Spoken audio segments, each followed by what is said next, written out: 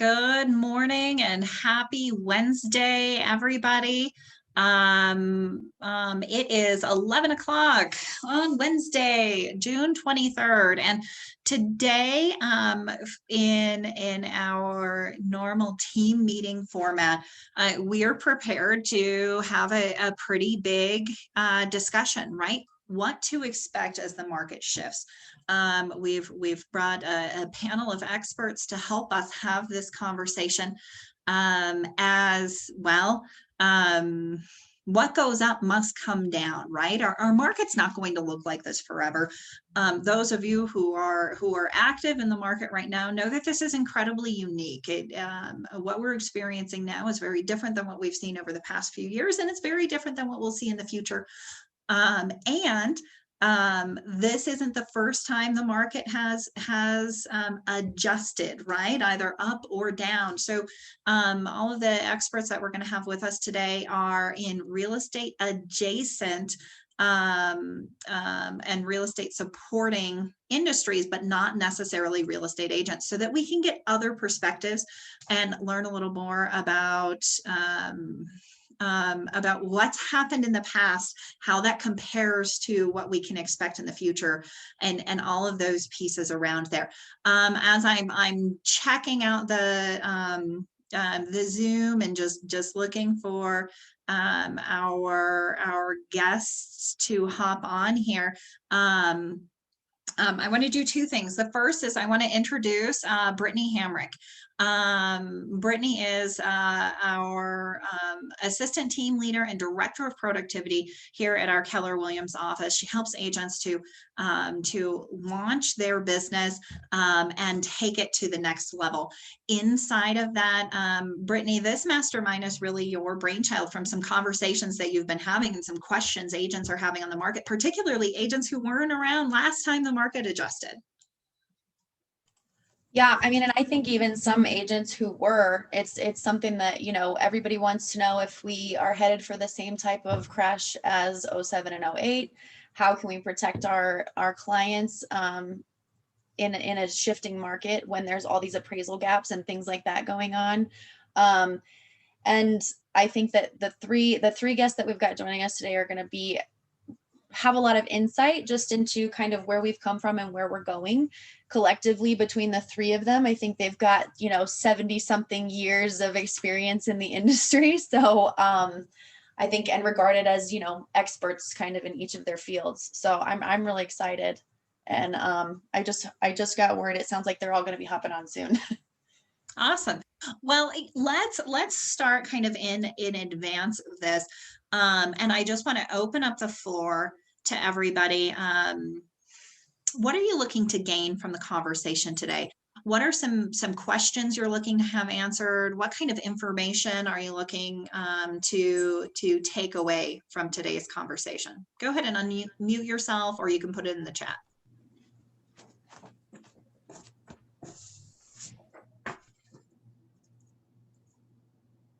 And don't everybody talk at once either. I mean, goodness, overwhelming. Whew.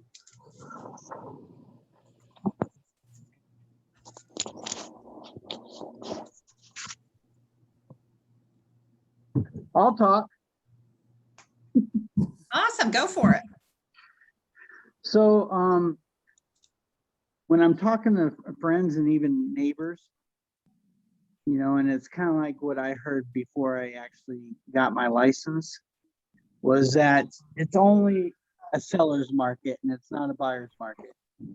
And all I hear is scary stories about, oh, if you sell your house, you're not going to be able to buy your house, or you're going to end up having more, but now with all this talk about it starting to shift, what do I tell, or what can I tell those friends and neighbors about trying to get them not to go rent for 2 or 3 years and waiting for the market to come around?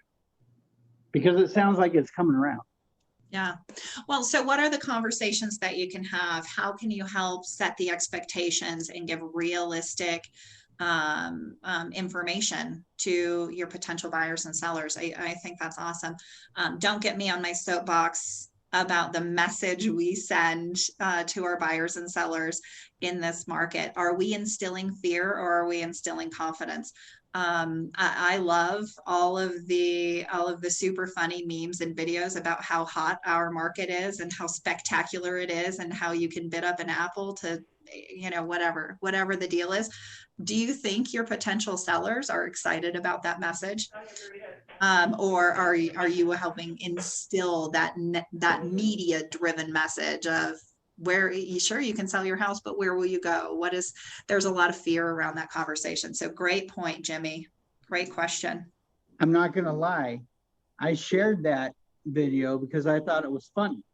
But then as I thought about it, I'm like, man, I'm driving half of my business away just because I'm scaring them with that. Well, yeah. Hey, Jimmy, I think if people wait a year, I can almost guarantee you interest rates will be higher. So right now, interest rates are being artificially kept low by the Federal Reserve. And what mortgage rates don't like is inflation. And everything you see on the news, any financial website you go to right now, is inflation, inflation, inflation.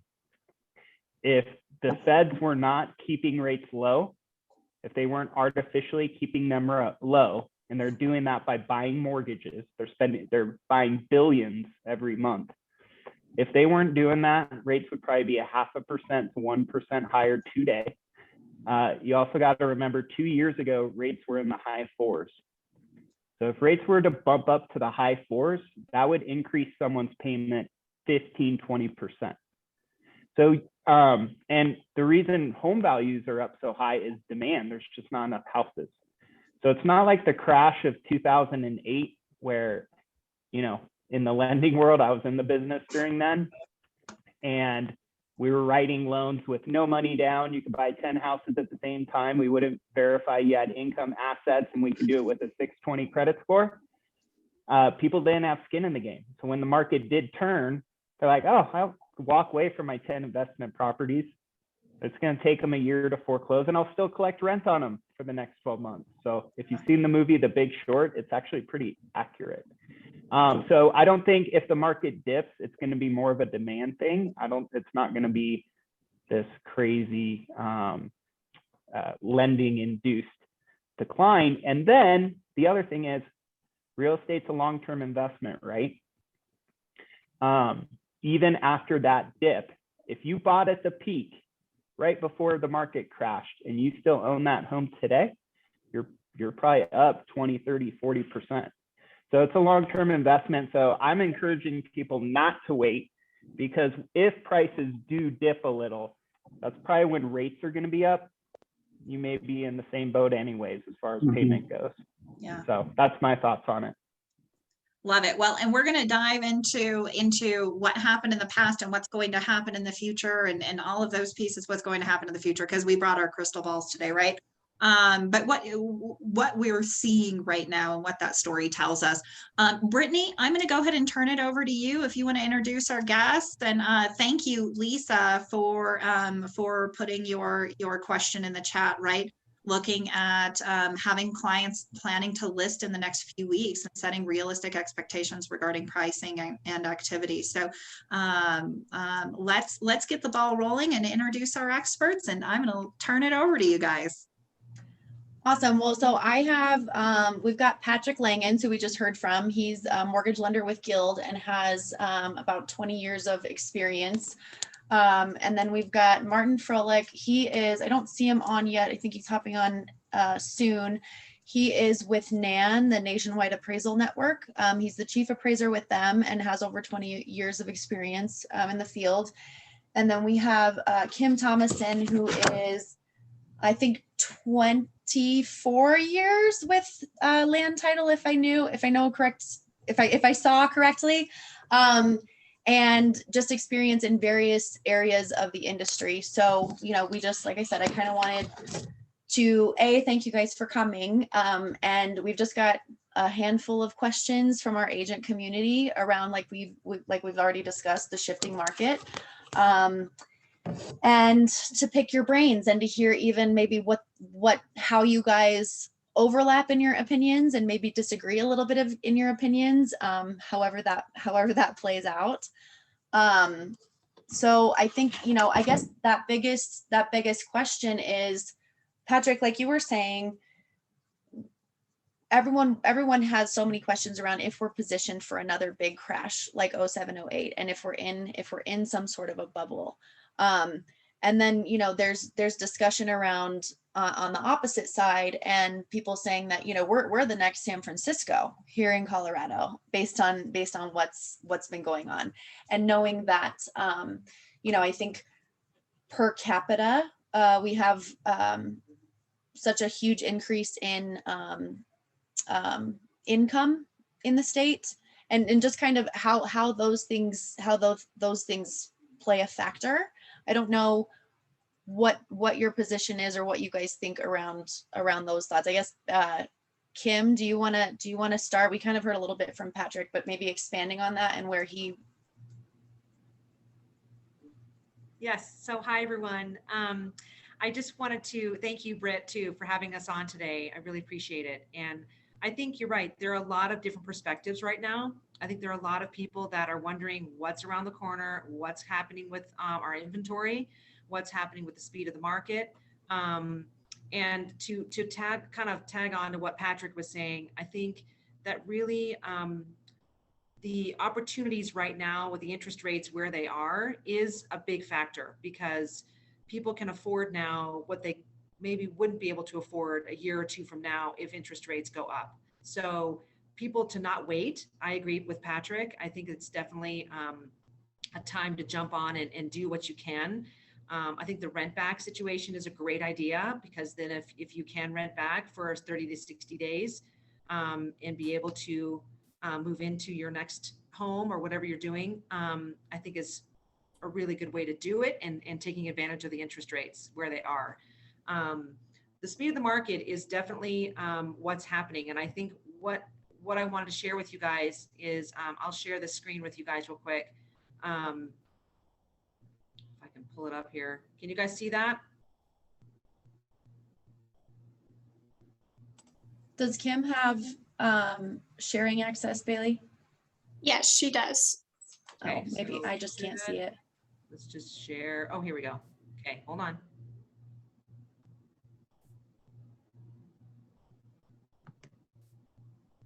Okay, sorry, one sec. I was going to show you guys this one. Can you guys see that? Yeah. Okay, so this gives you a really good visual of percentage of properties going on under contract in a week or less, and by price band. So this was for last month. And really, I think a great way to show your buyers opportunity-wise to have their ducks in a row and be pre-approved, ready to go. And the selling side, of course, things going quickly still. And the speed of the market is definitely something to talk about. Still a lot of opportunity out there, and a lot of opportunity for sellers to put their houses on the market.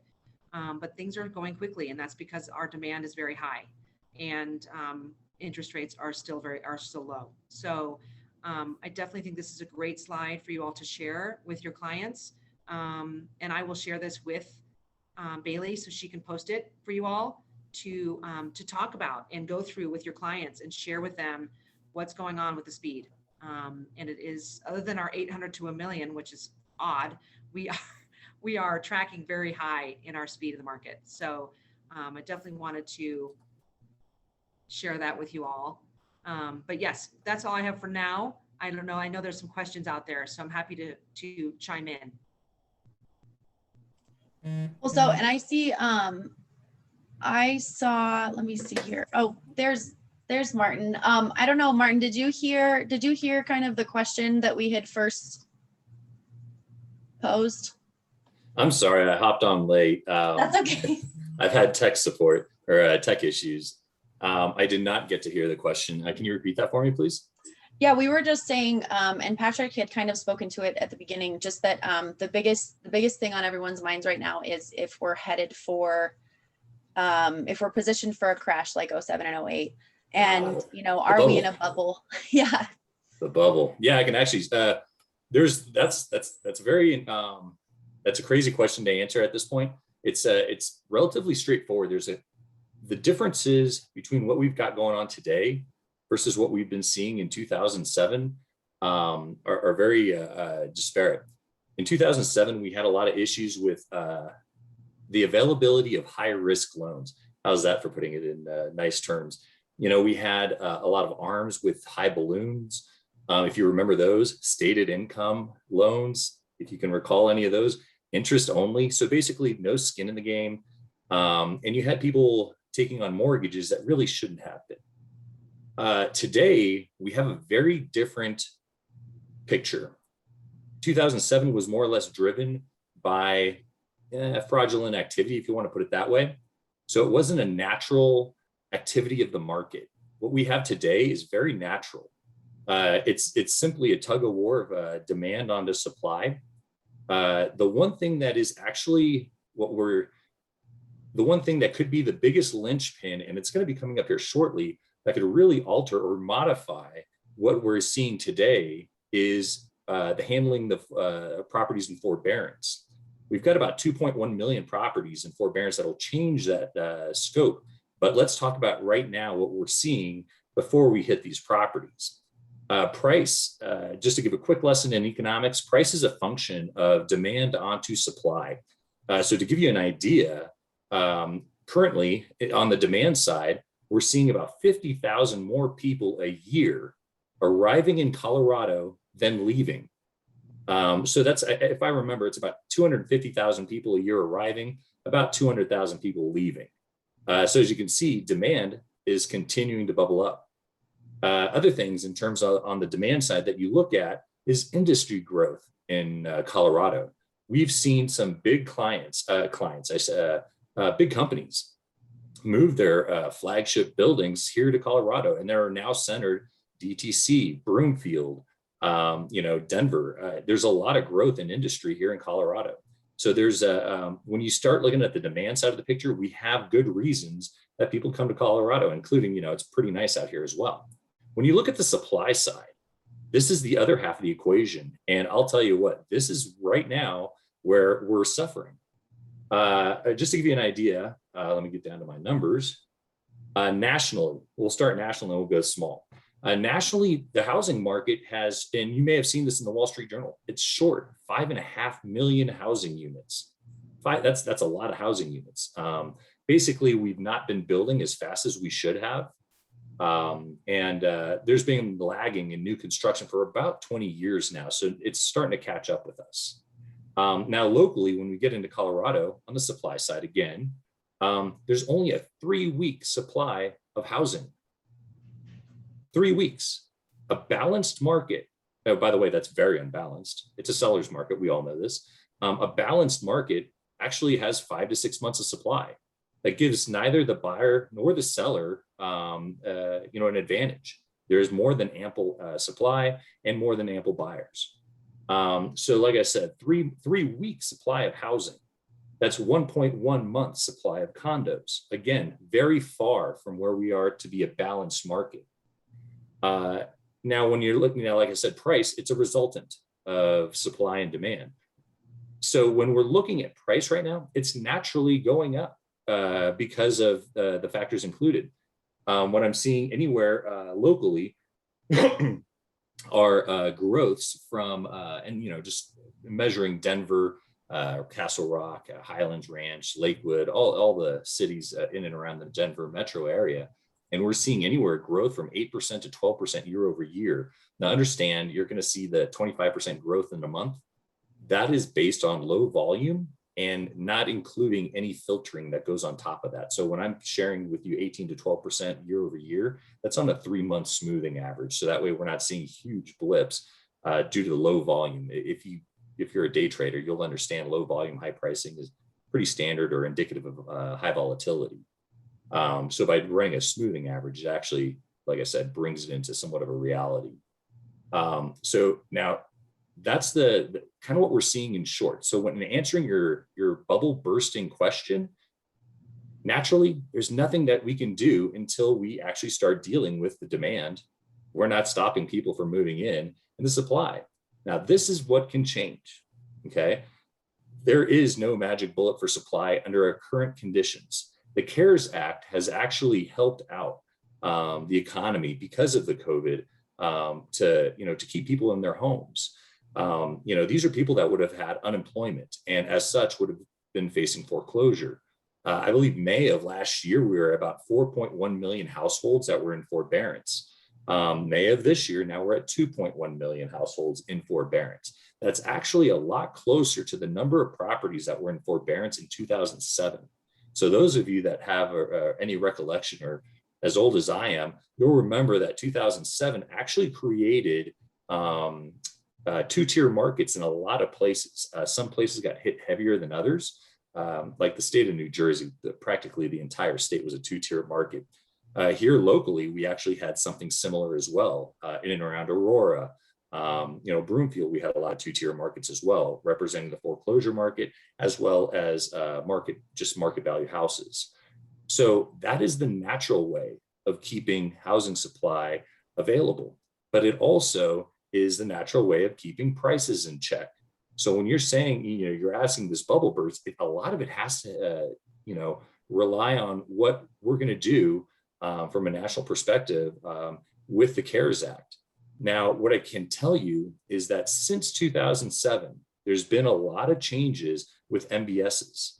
Wall Street loves jumping in, and this is a prime opportunity with a lot of houses out there. An MBS, by the way, is a mortgage-backed security that's bought and sold openly and traded on Wall Street. You may have heard of companies like BlackRock. 17 million houses is what they own now, and they rent them out. They're happy to do it. They get return on it every month. So that was actually what Timothy Geithner back, when we were going through all this, that was his concept, was to go ahead and let the market save this. Again, that's likely going to be a solution here. So a two-tier market, is it a potential? Yes, but look, we're coming in with investors that are acknowledging this is a hot market, that they're probably going to want to come in. So if there's going to be any kind of a price difference, it's kind of hard to say without really speculating too far in advance without really knowing, federal steps that we're going to take. So kind of a bit of a convoluted answer. So there's a part A, a step B, paragraph 2, but kind of in a nutshell, nothing's going to really happen. And I imagine from the CARES Act perspective, we're going to want to keep maintaining these prices to protect the general economy. I hope that answered something. Oh, that's a lot of really good information. And I see Patrick is relocating right now, because I was going to ask. I just got kicked out of my room. Okay. I'll be back in 1 second. No, you're good. I was going to ask, I don't know, Kim, do you have any position on kind of what Martin just shared and where you agree or disagree, I guess? I definitely agree with the supply piece. That is definitely, with the folks moving in, the net migration is still ahead of folks moving out. So we always still are having more folks moving in. And I think if you think about it, you guys, we did not build anything from like 2008 to 2015, maybe. It was like a 7 or 8 year break in there where we really didn't build in Denver area. And now we're in the catch-up mode, and there's new builds everywhere, especially down our way, down in Douglas County and the outlying areas. There are a lot of new development. But I think that's why I was bringing up the speed of the market when we first started. Is I think the speed is because of our inventory issue. We definitely don't have enough, and that's I think the word is out with Colorado being a great place to be. And I think aside from the coastal cities, we are a great place to live. And I think that's where, the overall, the word is out for Denver area to be a good place to be. And so that is going to continue. I really think that will continue. I think our supply is going to need to continue to try to catch up. And so I think that's going to just keep our speed going. And I agree with Martin in the whole bubble. I don't think it's a bubble. I really don't. I think the speed of how things have been increasing, our average sale price has been increasing so much, that I think is a little bit like, is that going to continue? I think our increase is going to slow down. I think we've seen it slowed down a little bit already. I mean, Yeah. just in the last couple of weeks, it was kind of like, oh, we're only one of 5 offers instead of one of 40. You know what I mean? When submitting stuff, which Yeah. has just been, I mean, obviously we know how much fun it is to have a buyer that is a first-time home buyer or doesn't have a ton of extra cash. Well, and it'll be interesting because May's numbers, we were at an average of 105.3% over ask price. So, and that's for Greater Metro Denver. So it'll be interesting for me to share with you all what June looks like and if that has backed off some, because of things kind of seems to be shifting a tad and doesn't need to be as much of a frenzy these days. That Yeah. we'll see off that 105.3. Do we come off of that some? Yeah. So I'll to be continued on that. I'll have to let you guys Right. know how June looks when we talk mid-July. But Yeah. yeah, I think the supply is an issue, and I think the demand of folks coming in is definitely realistic too. So Yep. Patrick, you found a new spot. I just wanted to hear kind of your thoughts around what Martin shared and what Kim shared too. I like Martin. He speaks my language. I know. I knew you guys needed to meet. I think the conversation, I mean, buyers are asking whether there's a bubble or not. To me, it doesn't matter. So if you don't buy now because you think there's a bubble and you're wrong, then you're going to miss out on tens of thousands of dollars of wealth that you could have been building over the next year. If you buy now and there is a bubble or prices dip, you're going to be okay. Because even after 2009, when we had one of the worst drops in real estate market in history, if you just keep that asset and retain it, since 2000, Denver real estate's up 5% on average year over year. And that's with including the drop in 2009. So I don't think you can go wrong, especially with rates where they're at. So I don't think the conversation is it a bubble or not? Clients are going to ask that. And the answer to me is, in the long run, it doesn't matter. So if you buy now and it dips a little, it's going to come back. It's like your 401k or retirement. Do you look at your 401k in retirement every month? No, because you're not retiring for 20 years. Right. Hopefully, unless you're Donna, then you never retire. Yeah, so that's my thought on it. No one knows what's going to happen, but history tells us no matter when you buy, you'll be okay as long as you retain that house. If you get forced into a situation where you have to sell, that's when you're subject to the market at hand. But if you're able to retain real estate for a long period of time, on average, over 5% growth year over year. Well, that's what I think one of the statistics, one of my favorites was, I think it goes all the way back to, I don't want to over exaggerate. So we'll say the 1950s in the state of Colorado. At any point on the graph, where the chart where values are raising and dropping, if you bought a piece of real estate at any point on that line and held it for at least 5 years, you never lost money, which isn't necessarily the case for other states, but it is true for here. And I think even just seeing that supply and demand and how it relates to Colorado, again, like you said, Patrick, it's the long-term investment of it. I was going to ask too, I mean, I think one of the questions was around, all of these appraisal gaps.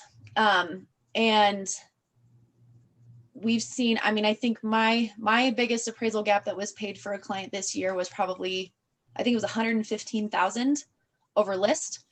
And a lot of agents are concerned that they're not protecting their client by putting in those offers, and that we're not, is this type of climate harmful to the consumer? And so I kind of wanted to hear, maybe Patrick, if you want to kind of speak to that first, and then Martin and Kim, if you have any input. I know we had talked before about the appraisal stuff, but yeah, maybe if you guys could expand on that a little bit. So I think in this market, when demand is so high, you're not putting your client at a disadvantage, because as soon as that client closes, they just set the market And so that's the next comp that the next appraiser is going to use. And what's the next seller going to do? They're going to go 10, 15, 20,000 over what you just sold yours for. So then when that home closes, bam, you just made 10, 20,000 or whatever it may be in equity. So that's my thought on it. Martin probably can elaborate on that a little bit better, but I just talk to clients about as soon as you close, you set the market, you are the new comparable sale, and the next person who lists is probably going to list at or above what you just bought your home for. Well, and that's why I think, at first it was such a huge appraisal gap, and now we're seeing the gaps are being given by the buyers, but they're being actually met and, by the appraisal. Yeah, so it's the gaps are getting smaller too. Right. Because like you said, that last comp is now, or that last sale is now the most efficient comp because it's the most recent sale.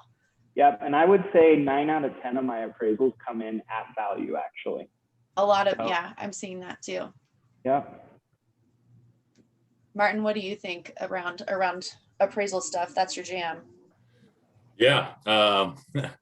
It's so let me answer the question on gaps and then how it's interesting how you ask, is it dangerous for your borrower? And that's a great question. That really is. Let me tell you how the bank looks at it. When they get an appraisal on a property and, let's just, for sake of round numbers, $1 million. And it's not supported by historical sales, which is really what appraisers do. They work in historical data. What they're now looking at is they're holding paper to a house, $1 million. It is now the most expensive house in the neighborhood. There is no bank that jumps up and down saying, hey, I've got the most expensive house in the neighborhood. They all look at it from a credit risk perspective and saying, how come all these other houses don't look like me? Why am I the most expensive house in the neighborhood? Because to them, it's risk averse, because now they're saying, if the market were to all of a sudden turn tail, I'm now sitting with a much larger gap in terms of what I can cover from the banking side and what the borrower is going to be offering for a down payment. So that's how the bank is looking at it. They're looking at it from a credit risk perspective, which is actually in line in assisting the borrower.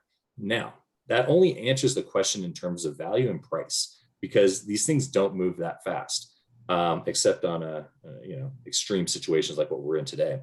From the client's perspective also, there's just no supply out there and they're looking for a home. I'm reading stories of, people's hearts getting broken 10, 11 times every time they get turned down. So, where does the client get served better, with a home or with the highest priced property in the neighborhood?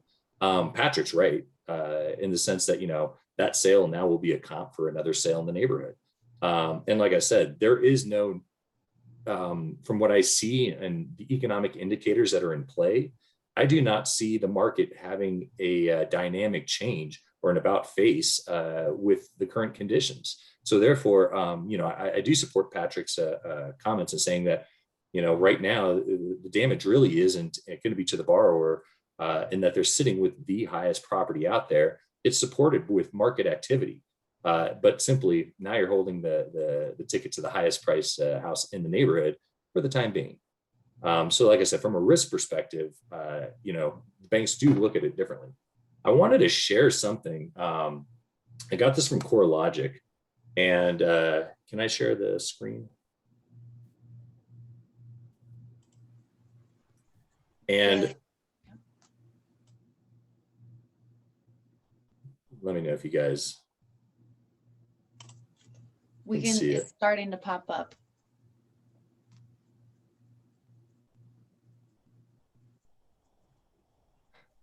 Oh, God bless my computer. Anything yet? It's trying. Okay, maybe I should just stop. I wanted to share this graphic, and maybe what I can do is grab it and post it into the chat.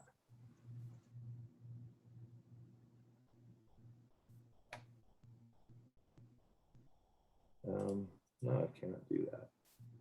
Okay, so I'll try to figure out how to do it later. Basically what it is value versus price. How how can I get this? Because it's really a cool graphic. It shows how appraised values above the sale price, where the purchase price is, and those that are appraised values below the purchase price. And so here, maybe I can email it to you, Brittany, and then Did you, yeah, have you sent it to me already, or? I did. Okay, I'll pull it up then if you wanna. If you could. Yeah, let me see.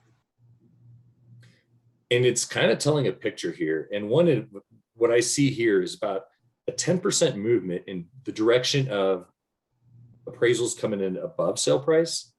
Now they're coming down to meet sale price. And then also, this is equally odd, a 10% movement from appraisals that are below sale price beginning to meet purchase price as well. What that tells me is that appraisers are now a lot more aware of their market conditions. Whereas before they click off stable in their report, now they're actually acknowledging the fact that, hey, I've got 8 to 12% year-over-year growth, and that I need to adjust my sales data. Looking for that data that really is the best, most comparable data supporting these purchase conclusions. While Brittany's looking at that, there's also one more thing I wanted to address everybody with, and that is that the definition of market value that appraisers, when they are working on their assignments, they have, I'm not sure why everything is just not working.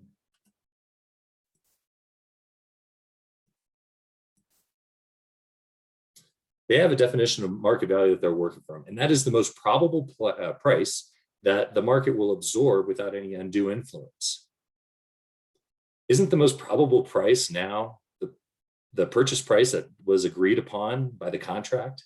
So wouldn't it make sense that the appraised value should be a lot closer to that contract price? Yeah, here's that picture. And so what I'm getting at with this, the definition of market value, when you see gaps that are 5, 10, 15, 20% below market price or below purchase price, that's the appraiser not really doing their duty and actually performing, market value as of the effective date of value. Some of them I've even seen baking in their own risk by stating, hey, back in 2007, this happened before, and they can't do that. It's not within the language of the definition of market value to address what happened in 2007. So again, here with this picture, like I said, it's a very interesting picture. You could see here over the course of the years, as we start seeing the number of appraisals start coming closer to that sales price. This actually, I wish they dragged it out a little further. This looked very identical to what we saw in 2007 activity.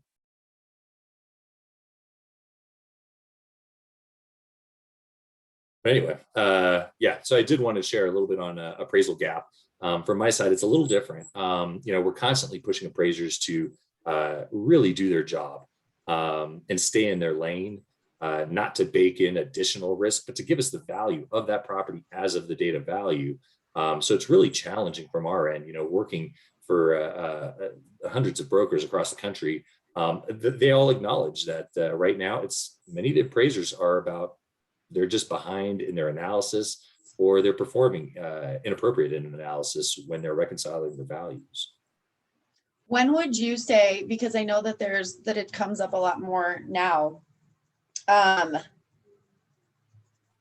when and how would someone, and Patrick, please don't get upset with me for asking this question, to push back on an appraisal? Anytime that you feel that, let me take a step back. Appraisers do not work in a bubble. How about that? They are not isolated from any comments, in terms of their performance or their due diligence. And to be quite honest, the second they get that report, they should review it for its accuracy. We like to think appraisers are doing their job well, but fact of the matter is that's not always the case. And as such, we have to do our duties as homeowners or as loan officers in assisting our borrowers to get them an accurate report. My duty as a chief appraiser with my AMC, Nationwide Appraisal Network, is to deliver a good quality, compliant report. If I'm delivering you an appraisal that just doesn't make sense, and regardless if it's the value or the commentary, we didn't do our job. We owe you a good quality, compliant report. That means that the appraiser did their analysis. they reconcile the gap, if there is a gap, in getting back to that report. So in your question, when do you file that dispute? The second you have reviewed that appraisal and you disagree. More often than not, we disagree with the number, but understand that the number is a conclusion. It's a conclusion from the analysis and the reconciliation that the appraiser performs. If they perform poor analysis or a poor reconciliation, you're going to get a poor conclusion. So, don't just look at the number, look at everything else that goes behind it, because now that's the stuff we can go back to the appraiser and say, hey, buddy, I need you to, really take a good look at this because you didn't do it right. One of the greatest ones that I'm really seeing pushback in, everybody knows the market's blowing up, but you see stable checked off on the appraisal. To me, that's fingernails on a chalkboard, because now we're getting non-credible analysis from the appraiser. That's simple, simply we cannot accept that as a borrower, as a client, as a loan officer. You can't accept that. That's not true. So you need to have them push back and say, hey, give me the analysis, give it to me correct. By the way, this is what I'm seeing in Zillow, or this is what I'm seeing in Trulia, 15% year over year. Why do I not see it in my report? So, from the second you get that report, you should be vetting it for accuracy and going through it for the analysis. Like I said, it's going to wash out in the value, but like I said, all of that's tucked back in the analysis and the reconciliation. Okay. And we don't mind contesting an appraisal. Oh, Usually, good. Usually what you need is additional comps. And that's honestly, that's the best way to contest it. Appraisers do miss stuff sometimes, but additional similar comps that support the value is the best way to contest it. Would you agree, Martin? We're Absolutely. Like nitpicking adjustments on the comps doesn't do much. So. There are value related items that carry more adjustment to value. These tend to be gross living area. So maybe if the appraiser misstated your GLA, your gross living area. Other things could be quality. They say, hey, I'm good quality, but man, I just spent $60,000 on a new kitchen. How can I just be good? The comps don't look like they have new kitchens. So, these are the little nuances that you could pick up. But you're absolutely right. Getting that recent data is the best, the most comparable to what you're looking at, is this is what the appraiser is going to look at overall. If you're nitpicking anything under 1 or 2%, numbers like that tend to get lost in negotiation, and you're not going to fare too well. But the better your supporting data, the higher the likeliness of achieving your dispute with that appraiser. So we're not going to pick apart anything that they did unless it's inaccurate as an agent, unless it was inaccurate GLA, which is square footage. And other than that, we just provide the best comp we possibly can, or more than one. Okay. So I think, if you guys, is there anything else that you maybe want to have like a quick share around for any one of you? And then I kind of was hoping that we could have about 15 minutes of, some open, maybe a little bit more open Q&A. Is that for me? Or any of you, if any of you guys have anything, any last minute things to tack on real quick before we open it up for questions. I would say if you have a client who's nervous about a bubble and they just want to see numbers, we can run numbers for them and project out their net wealth in 5 years based on 0% home appreciation, 1%, 2%. And we can even put a little drop in there to see, so that they can see, hey, in 5 years, here's kind of how much wealth I can build over the next, whatever term we can put, 5, 10 years. We have nice, cool graphs charts that shows them their net value in the future based on appreciation and paying their mortgage. And then just remember, renting, you're losing. No matter what the market does, you're losing. You're just giving money away. You're not building any wealth whatsoever. So just something to think about for your clients who may be a little bit more concerned about the market. We can walk them through some of that stuff. Okay. So then, yeah, I guess who has questions or anything that was said that stirred up something extra or something that you want to share? Either you guys can unmute yourselves or throw it up in the chat just so that we can pick these guys' brains a little bit more before we sign off. I get a question. Yes, Ismail, what's your question? So first of all, I'm on the road. I hope you guys will be able to hear me. So more like a question and a comment. The question is, a lot of people out there do believe that because of all the forbearance, as soon as this is lifted, there will be a shootload of properties that will jump on the market, and Black Friday is coming for homes, and we will be able to go shop at a big discount. However, it is my understanding that lenders nowadays are trying to work the loan with the owner so that they don't have to foreclose on that. I'm just asking for a comment from Martin and Patrick on that. And but that was my question. But the other comment I was trying to make here about, do we have a bubble that is coming up? What I come to find out is a lot of people do straight up go Google it. And the thing that I think they don't realize is pay attention to the state versus nationwide. And Martin mentioned we get 50,000 more people coming in the state. And with the shortage that we have right now, to me, it just makes sense. Like, there is no bubble that is coming up here. Obviously, I don't have a crystal ball, but these two data alone pretty much just ring very high in my head. So I always tell people, pay attention to the data in the state you live in versus nationwide when it comes to this. So I'll pass. That's all I had.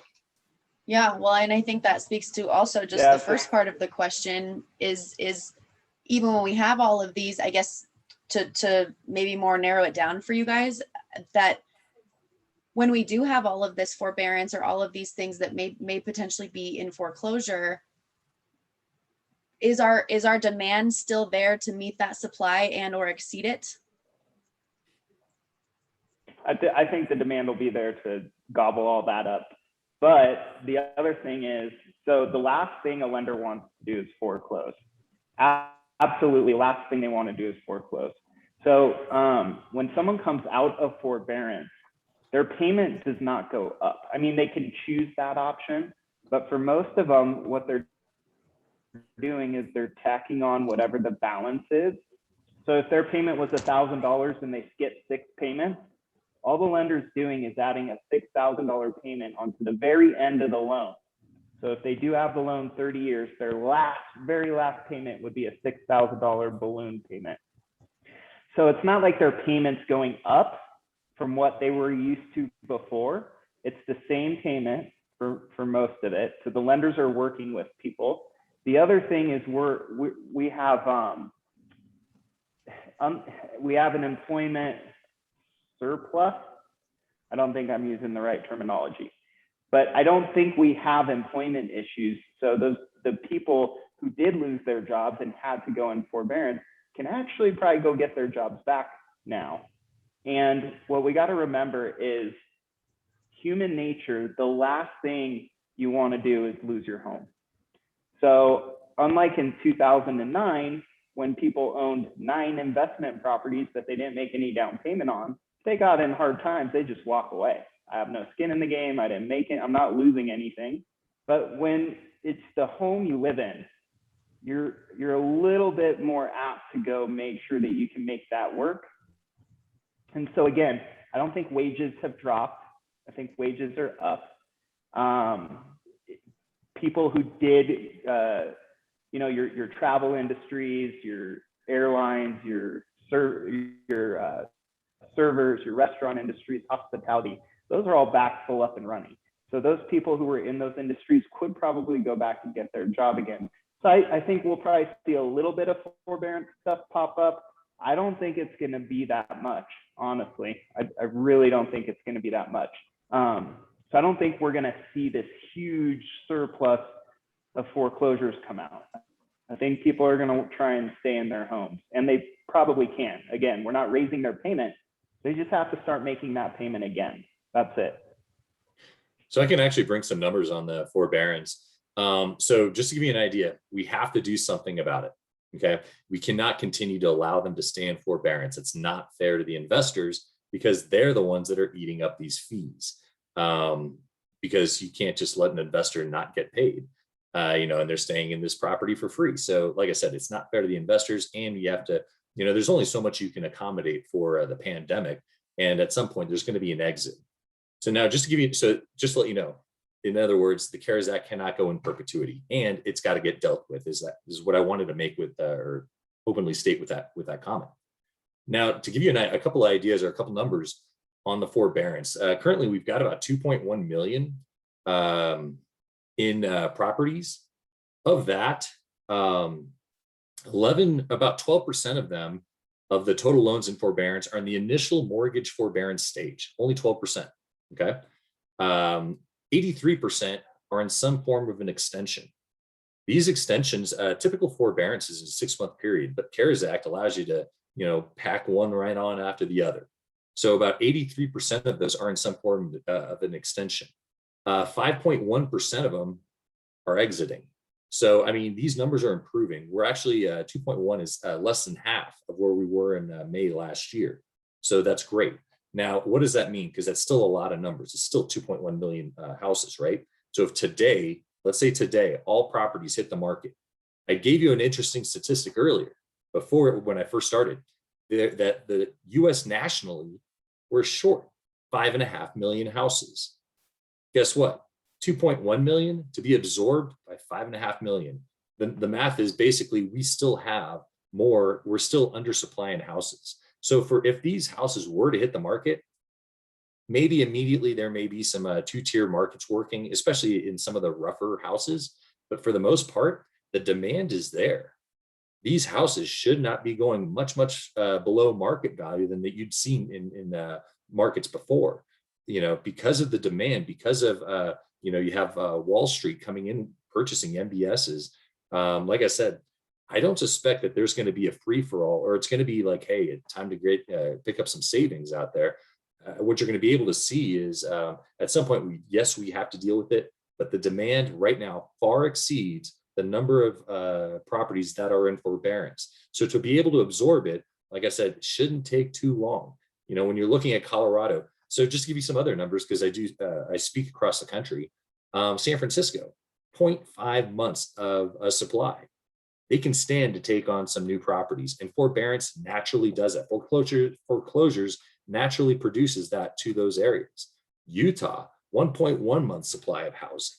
So, I mean, it's Florida has less than 1 month supply of housing. So it's no matter where you go, like I said, the ability to absorb these properties, my guess is it's going to be very rapid, and it's not going to be something that's going to teeter the markets very much.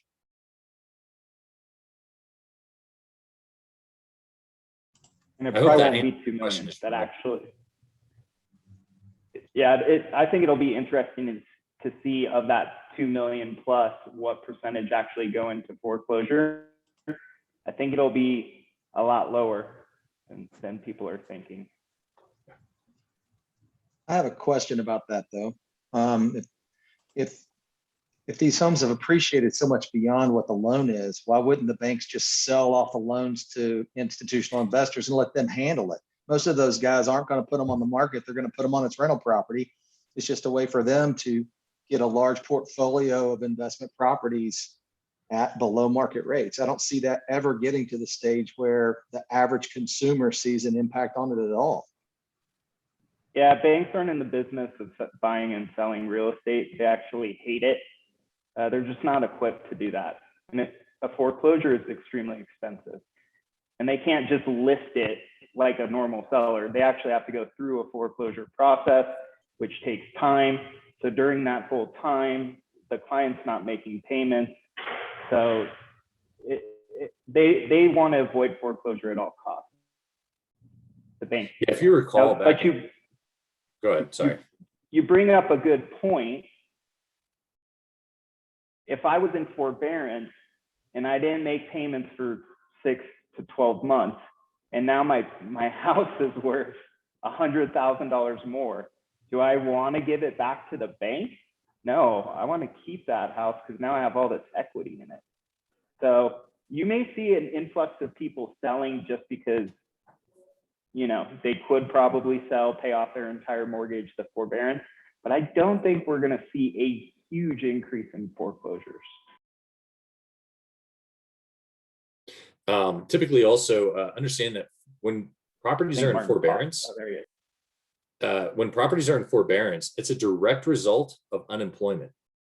So while that person's unemployed, they're not going to be able to get a refinance or therefore be able to gain that appreciation that the market's given that property over the course, you know, the last year, year and a half.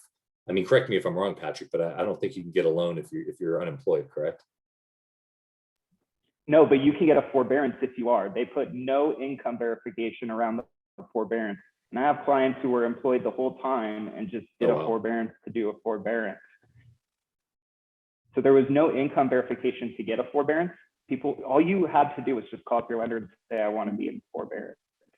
And so our biggest problem with refinancing people has been you have to get out of, like, the people qualify, they're back to work, they're working, they qualify for the refinance, but when you do a forbearance, you have to make 3 on-time payments before you can do a refinance. And we've been running into that issue more than people not having a job. Remember, like, everywhere you go right now, there's help wanted signs.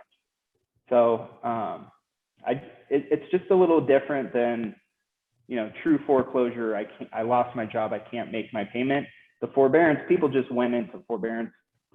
People build up a nest egg or an emergency fund. You know, it's a scary time last year. So lots of people just did it to do it and save some money.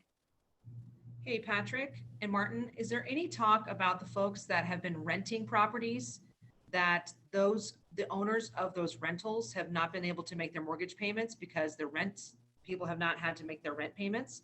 So you think that's another section of folks that might have to be foreclosing, or because they're investment properties and they're not their primary residence. So the need for keeping those homes is probably different than folks that are wanting to, you know, don't want to lose their primary residence, right? Yeah, I mean, it's valid. Yeah, I haven't heard a ton of specifics on that, but that definitely makes sense. I mean, if you own an investment property and the government says you can't collect rent, you may just want to ditch that thing. So I could see that coming up. I doubt an investor would foreclose though. They'd probably sell it on the normal market. Yeah, they possibly. So hopefully that might have a little bump in inventory for us too, if there are some folks that have been renting property or have been landlords and not been getting rent, that they just want to unload those properties. So what happens with those? And I actually have a call this afternoon with the head of our basically finance and secondary marketing. He's presenting on the market. So if I get any good takeaways around the forbearance subject, he'll probably update us on how many of our loans are in forbearance and what he's predicting. I'll post it on Facebook. I'll post kind of a summary of what his market outlook was. Awesome. He's smarter than me. No, I just think that's a section that, you know, might be a little bit different than the folks wanting to keep their primary residences. So. Yeah, one of the things I can tell you is that some of these properties, I've not heard a lot of rumbling from investors that have been losing rents due to you know, inability to pay rent. You're right that it does directly impact their ability to call that property an investment property if it's not, you know, delivering revenues. With that, understand that a lot of properties, I don't want to blanket this because a lot of the unemployment was held to the service industry, was held to the lower wage earners within the economy. And while this isn't, you know, with Section 8 housing or with, you know, federally supplemented housing, that's not happening. There's no gap in pay, even if they're not able to come up with rent. So understand that, you know, there is, while the segment of the population that's been hurt is that lower income deriving portion of the economy, a lot of these houses that do, or investment properties that do offer that Section 8, they're not impacted. They're still getting their regular payments. Okay. And typically that's a far and above market rent too. Anybody that owns Section 8. Well, it's 12 o'clock and like I could listen to you guys talk about this stuff all day. I could just totally nerd out on it and ask 45 other questions. I just wanted to tell you guys again though, thank you. We want to be respectful of everybody's time. Is there, if we have further questions, do I have permission to reach out to each of you? Absolutely. Okay. You bet. And I'll Sure. send over a couple of those, the speed of the market stats sheet and a couple of the things you guys can post on the Facebook, internal Facebook page. Cool. Okay.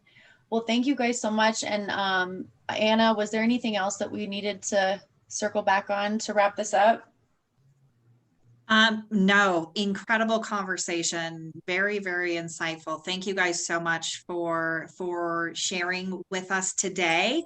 And we look forward to the next time we get to have this conversation and have you all be a part of our group. Sounds good. Thank you. Thanks, Thank everybody. you guys. Thank you all. I can get that graph that Martin shared and I can